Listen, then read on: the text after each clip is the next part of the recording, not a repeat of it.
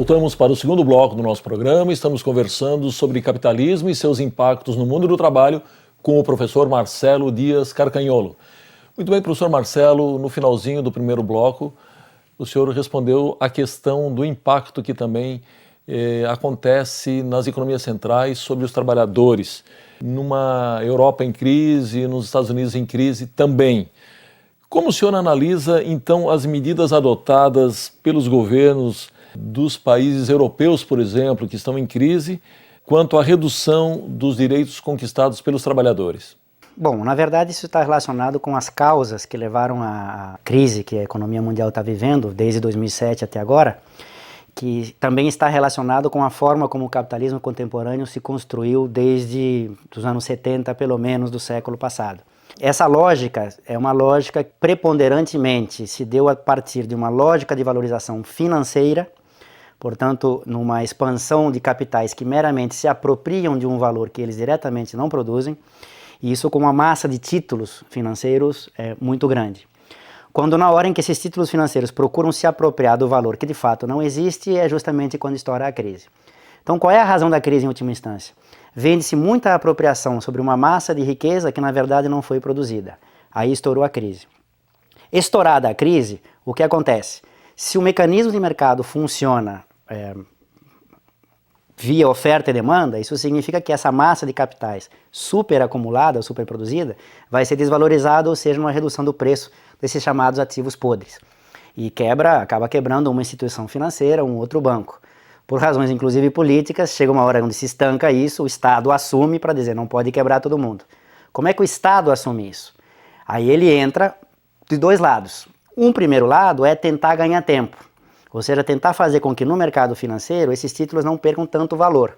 Como é que ele faz isso? Ele entra comprando esses títulos, assume os títulos podres e para financiar isso emite dívida pública. Por isso é que na atual fase dessa crise do capitalismo mundial, ela se manifesta por uma crise do superendividamento público, o crescimento das dívidas soberanas, basicamente na Europa. E a segunda, que vem por trás, é justamente a tentativa de, via novas reformas, também no mercado de trabalho, redução de direitos, praticamente ou preponderantemente na Europa, mas também nos Estados Unidos, para aumentar a exploração do trabalho lá, aumentar a produção do valor que poderá ser apropriado por essa massa de títulos que não encontrava forma de apropriação até aquele momento. Bom, na linha do que o senhor já vem falando, eu gostaria que fosse abordado também a dinâmica do funcionamento do capital fictício na economia. Esse é um tema importante de muito debate, porque, na verdade, grande parte das análises entende o capitalismo contemporâneo sob uma lógica do capital financeiro, mas existe pouca compreensão do que realmente significa o capital financeiro. Para explicar de uma maneira mais simples, costuma-se entender o capital financeiro como sendo aquele capital que se apropria de juros sem necessariamente entrar no processo produtivo. O capital fictício é isso, mas é mais do que isso. Porque, assim entendido o capital financeiro, é um capital que existe uma massa de dinheiro que é aplicada a uma taxa de juros e com isso se apropria de algo. O capital fictício é uma exacerbação disso. O que é o capital fictício? É sob a expectativa de que no futuro possa se apropriar de algo, vende-se isso na forma de papel e constitui-se um capital, ou seja, eu crio um papel dizendo que eu vou lá na frente obter lucros, dividendos, alguma coisa em função do que eu estou prometendo fazer, vou no mercado financeiro e vendo esses papéis. E esse papel muitas vezes é vendido várias vezes. Várias vezes. E isso cria um sistema de apostas, porque na verdade eu estou apostando com o futuro do que eu vou fazer aquilo. Outros agentes econômicos podem apostar, um vai dizer aquilo vai dar certo, outro vai dizer aquilo vai dar errado, constrói um contrato, que é outro título financeiro, derivado do meu mercado de derivativos, sobre as mais diferentes formas técnicas disso. Mas o importante daqui é que o capital fictício é uma expectativa de que um valor lá na frente vai ser produzido e em função disso eu estou vendendo hoje um direito de apropriação. Se esse capital de fato vai existir lá na frente ou não, não se sabe. Por isso fictício. Mas ele é real, não é que ele não exista. Por que ele é real? Porque esse título, essa massa de valor apropriada vai ser cobrada em algum momento. Alguém vai ter que ter produzido. Se não produziu, é a crise. Professor, a política neoliberal adotada pelo Brasil na década de 90 acabou por atingir também os direitos trabalhistas e sociais. Como o senhor avalia esses efeitos para a economia E também por que a década de 90 é chamada a década perdida para a América Latina?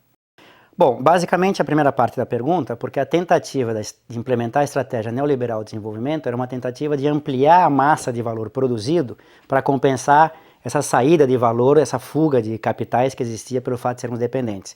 E de fato foi implementado, ocorreu uma superexploração do trabalho. Agora, por que as economias não cresceram na América Latina nos anos 90, ainda que tenha crescido a massa de valor que permitiria acumular capital? Porque existiu uma lógica de apropriação mais financeira, fictícia, do que propriamente produtiva. E existia também um vazamento de renda, porque as reformas neoliberais aprofundaram o grau de dependência, via processo de abertura comercial, abertura da conta de capital, liberalização cambial. Basicamente, o que ocorreu foi que se aprofundou a restrição externa ao crescimento, nós tínhamos déficits cavalares em balanço de pagamentos, que tínhamos que financiar, e para financiar esses déficits em balanço de pagamentos, tínhamos que recorrer ao mercado de crédito internacional para captar dólares, o que aumentava a dívida externa colossalmente. Em algum momento a conta é cobrada, e foi cobrada em cada economia no momento, por isso que todas essas economias, umas antes, outras depois, viveram crises cambiais violentíssimas. Então foi isso que aconteceu nos anos 90, a década perdida. Não crescemos, tivemos crises cambiais e balanço de pagamentos, e aumentou a concentração de renda e riqueza. É uma década perdida. E aquele período em relação ao que temos hoje? A diferença no século XXI para os anos 90 é que a situação externa ficou mais favorável. Ou seja, de 2002 até 2007, a economia mundial começou a crescer muito.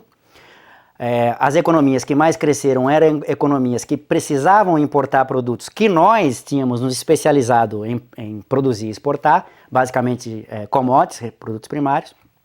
Isso expandiu o preço das commodities, aumentou a quantidade demandada e tivemos um alívio do ponto de vista externo no balanço de pagamentos. Por outro lado, o mercado de crédito internacional também estava favorável, estava sobrando o recurso crédito internacional, que nos permitia captar recursos, teve um fluxo de capital de entrada muito forte, que controlava a taxa de câmbio, portanto mantinha a inflação e permitia alguma margem de manobra para o governo para fazer políticas sociais e recuperação do salário real. Isso até 2007. Em 2007, o cenário externo mudou com a crise da economia mundial. A economia não cresce mais e o mercado de crédito internacional está minguado. A nossa fase de bonança acabou. Muito bem, professor, eu preciso chamar mais um rápido intervalo, nós voltamos em 1 minuto.